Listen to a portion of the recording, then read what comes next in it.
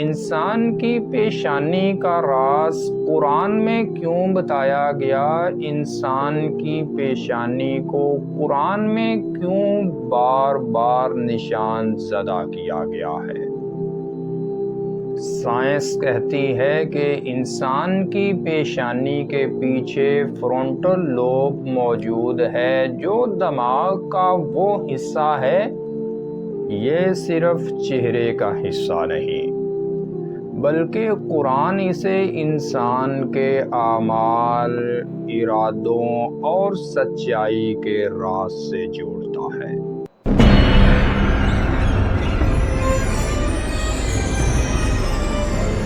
بسم اللہ الرحمن الرحیم۔ معزز ناظرین کرام، السلام علیکم ورحمۃ اللہ وبرکاتہ۔ ناظرین کرام، لائف لائٹ چینل میں خوش آمدید۔ آج کی ویڈیو میں ہم جس موضوع پر بات کریں گے وہ یہ ہے کہ ماتھا اور پیشانی انسان کی اور راز قرآن کا۔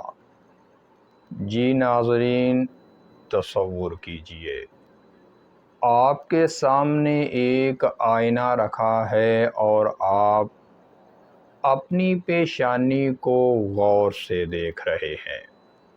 یہ صرف چہرے کا حصہ نہیں بلکہ قرآن اسے انسان کے اعمال، ارادوں اور سچائی کے راز سے جوڑتا ہے۔ ناظرین کرام، آئیے آج ہم ایک ایسا سفر شروع کرتے ہیں جو ہمیں قرآن کی روشنی، سائنس کی تحقیق اور عقل کی گہرائی میں لے جائے گا۔ موضوع ہے انسان کی پیشانی کا راز قرآن میں کیوں بتایا گیا؟ انسان کی پیشانی کو قرآن میں کیوں بار بار نشان زدہ کیا گیا ہے؟ قرآن پاک کی سورۃ العلق کی آیت نمبر 15 میں رب تعالیٰ کا فرمان ہے، ہرگز نہیں، اگر وہ باز نہ آیا تو ہم ضرور اسے پیشانی کے بالوں سے گھسیٹیں گے، ایسی پیشانی جو جھوٹی اور خطا کار ہے۔ معزز ناظرین، یہاں یہ سوال اٹھتا ہے کہ جھوٹ اور خطا کا تعلق پیشانی سے کیوں جوڑا گیا؟ کیا یہ محض ایک تشبیہ ہے یا اس میں کوئی چھپا ہوا سائنسی راز بھی موجود ہے؟ سائنس کہتی ہے کہ انسان کی پیشانی کے پیچھے فرونٹل لوب موجود ہے جو دماغ کا وہ حصہ ہے جو ہمارے فیصلے، جھوٹ بولنے یا سچ بولنے کی صلاحیت، نیک یا بد اعمال کے انتخاب اور حتیٰ کہ ارادے تک کو کنٹرول کرتا ہے۔ ناظرین کرام، جب قرآن نے جھوٹ اور خطا کو پیشانی سے منسوب کیا تو گویا اس نے اس حقیقت کی طرف اشارہ کر دیا کہ یہی وہ جگہ ہے جہاں سے انسان کی نیت اور اعمال کا فیصلہ ہوتا ہے۔ جدید نیورو سائنس کے مطابق بھی جب انسان جھوٹ بولتا ہے تو فرونٹل لوب میں واضح سرگرمی دیکھی جا سکتی ہے۔ گویا قرآن نے 1400 سال پہلے وہ بات کہہ دی جسے سائنس نے، جدید مشینوں نے آج دریافت کیا ہے۔ ناظرین کرام، یہاں پر ایک اور دلچسپ پہلو ہے کہ نبی اکرم صلی اللہ علیہ وسلم اپنی دعا میں یہ الفاظ کہا کرتے تھے، یعنی اے اللہ، میں اپنی جان کے شر سے اور ہر اس مخلوق کے شر سے پناہ مانگتا ہوں جس کی پیشانی تیرے ہاتھ میں ہے۔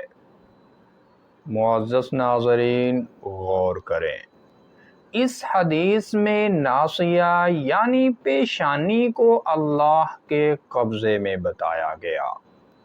گویا انسان کے سارے فیصلے، ارادے اور راستے اسی جگہ بندھے ہیں اور اللہ ہی اس پر مکمل کنٹرول رکھتا ہے۔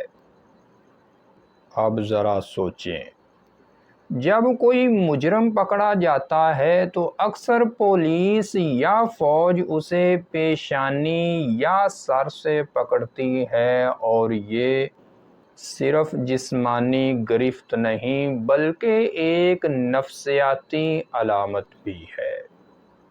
قرآن نے اسی حقیقت کو بیان کیا کہ جب قیامت کے دن انسانوں کو گھسیٹا جائے گا تو ان کی ناصیہ مطلب پیشانی سے پکڑ کر گھسیٹا جائے گا۔ اس کا مطلب یہ ہے کہ جس پیشانی نے دنیا میں غلط فیصلے کیے وہی آخرت میں ذلت و رسوائی کا سبب بنے گی۔ معزز ناظرین، سائنس ایک اور حیرت انگیز راز بھی کھولتی ہے۔ فرونٹل لوب صرف جھوٹ اور فیصلوں سے نہیں جڑا بلکہ یہ انسان کی شخصیت، اخلاق اور کردار کا بھی مرکز ہے۔ جب یہ حصہ کسی حادثے یا مرض کی وجہ سے متاثر ہو جائے تو انسان کے فیصلے، اخلاقی حس اور حتیٰ کہ رویے بھی بدل جاتے ہیں۔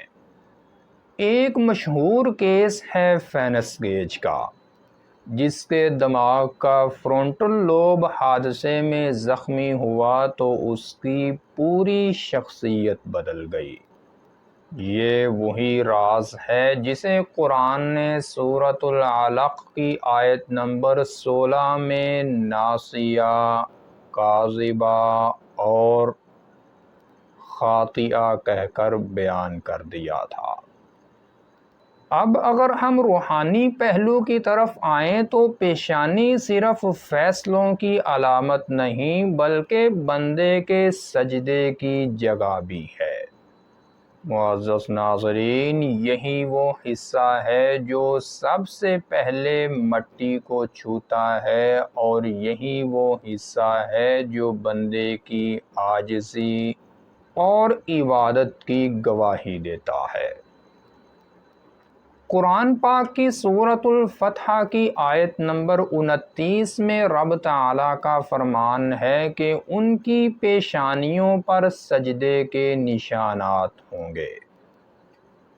ناظرین کرام، ایک طرف یہ حصہ جھوٹ اور خطا کا مرکز ہے تو دوسری طرف یہی حصہ اللہ کی بندگی کی سب سے بڑی علامت بھی ہے، اور یہ انسان کے اپنے انتخاب پر ہے کہ چاہے پیشانی کو ذلت میں لے جائے اور چاہے تو بلند درجات پر پہنچا دے۔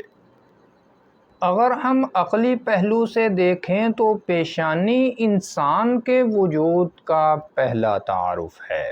جب آپ کسی سے ملتے ہیں تو سب سے پہلے آپ کو اس کا چہرہ اور پیشانی دکھائی دیتی ہے، اور یہی وہ جگہ ہے جو دراصل انسان کے وقار اور سچائی کی علامت ہے۔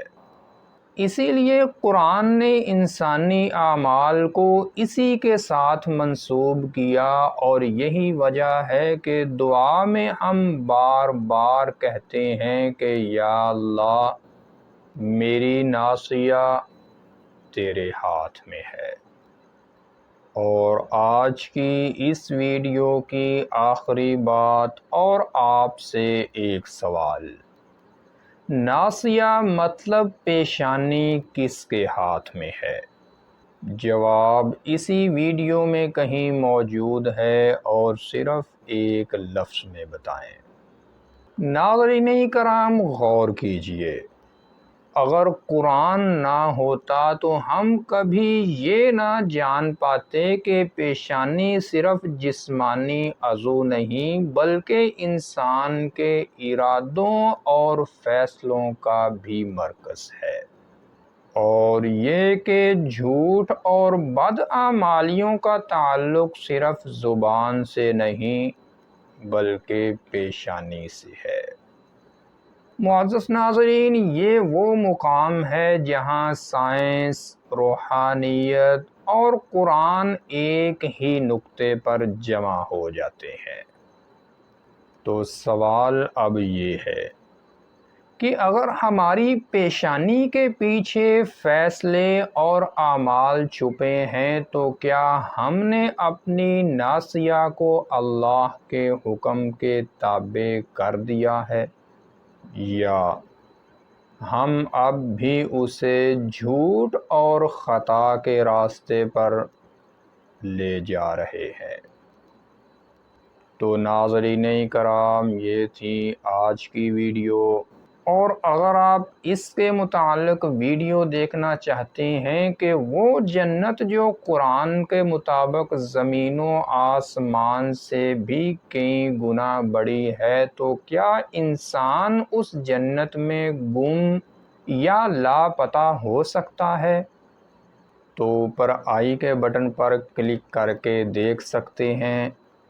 السلام علیکم ورحمۃ اللہ وبرکاتہ۔